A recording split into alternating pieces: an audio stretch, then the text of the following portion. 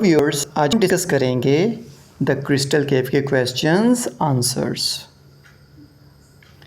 Eight the open of the story, grandma playfully makes the children realize the importance of salt.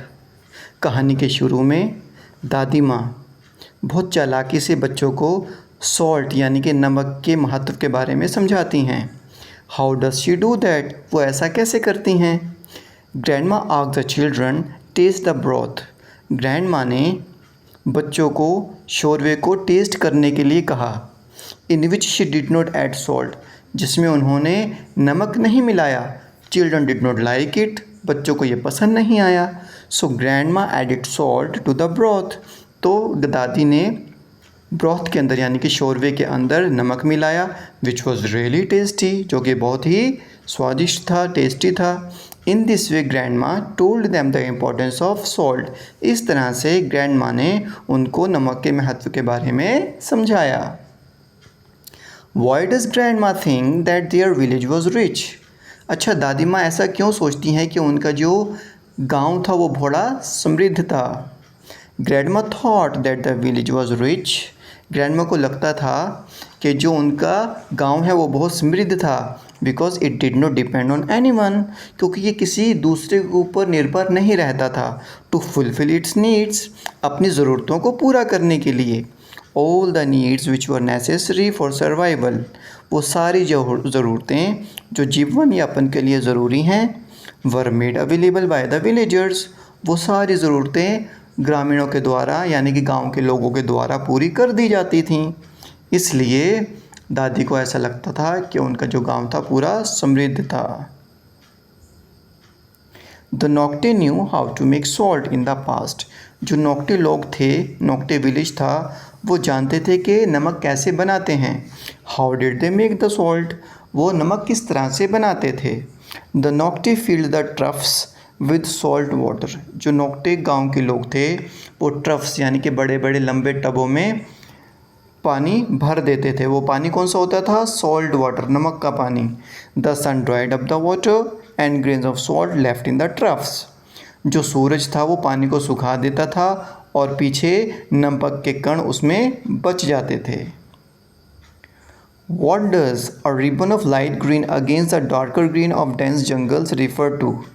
यानी कि हल्के हरे रंग की पट्टी एक गहरी बैकग्राउंड की पट्टी के आगे, वो भी डेंस जंगल में, घने जंगल में।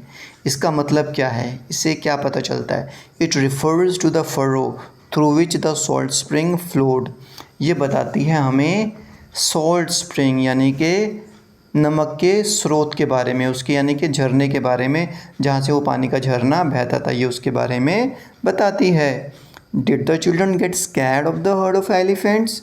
क्या बच्चे हाथियों के झुंड को देखकर डर गए? How do you know? आपको कैसे मालूम? Yes, the children got scared of the heard of elephants. हाँ, बच्चे हाथियों के झुंड को देखकर डर गए।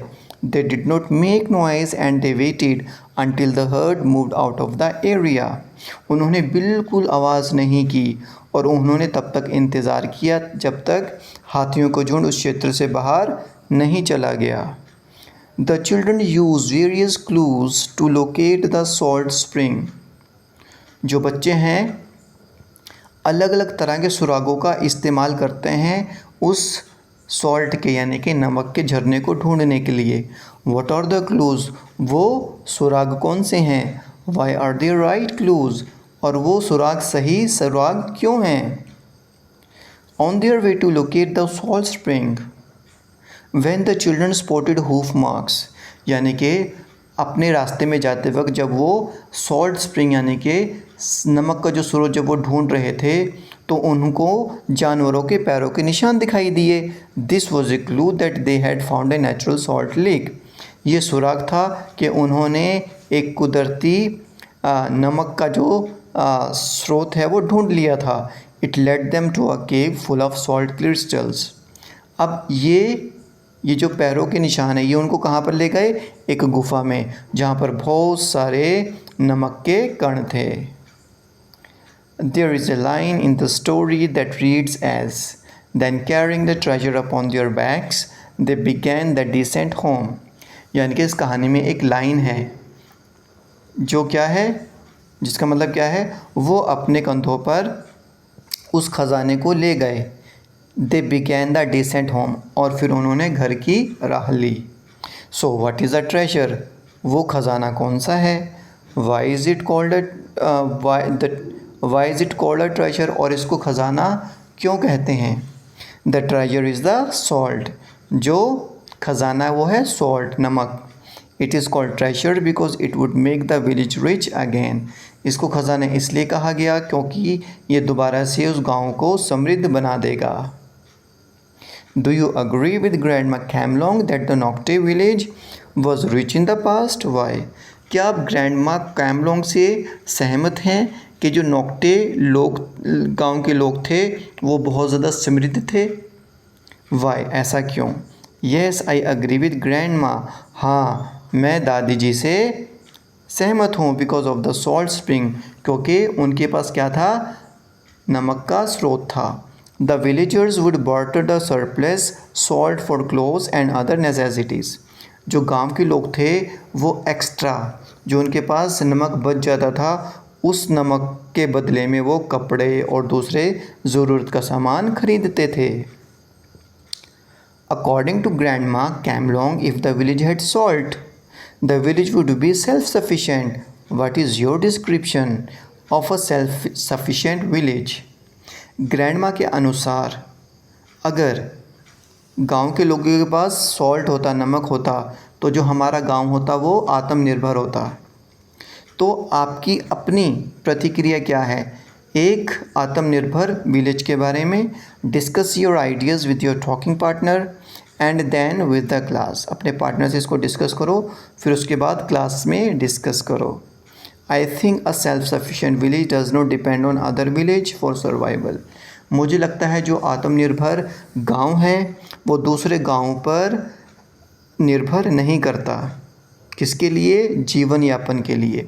The people have their own crops, लोगों की अपनी फसलें होती हैं, अपना पानी होता है, नमक होता है और दूसरी ज़रूरत की चीज़ें होती हैं, other necessities.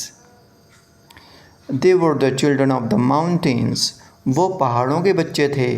The steep Kling में हैव एग्जॉस्टेड अदर, यानी कि सीधी खड़ी चढ़ाई हो सकता है दूसरे लोगों को थका दे, बट नोट दैम, लेकिन ये उनको नहीं थका सकती थी।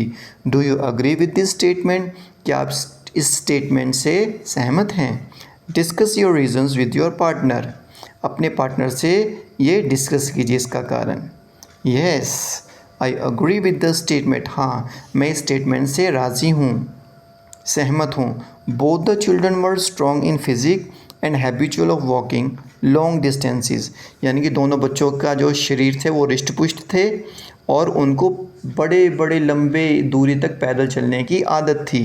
एंड क्लाइंबिंग माउंटेन्स, और उनको पहाड़ों पर चढ़ने की भी आदत थी। They did not get tired easily, वो आसानी से नहीं थकते थे।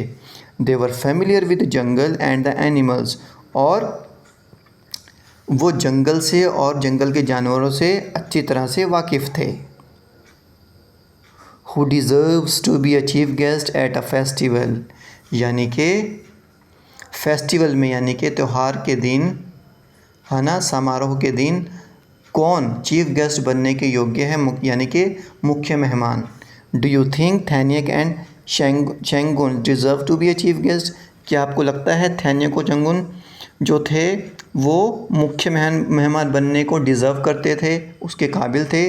Give reasons for your answers, कारण बताइए। One should achieve something great if he or she wants to be a chief guest, यानी कि अगर किसी को चीफ गेस्ट यानी कि मुख्य मेहमान बनना होता तो उसको बहुत ही कुछ महान उपलब्धि हासिल करनी होती थी।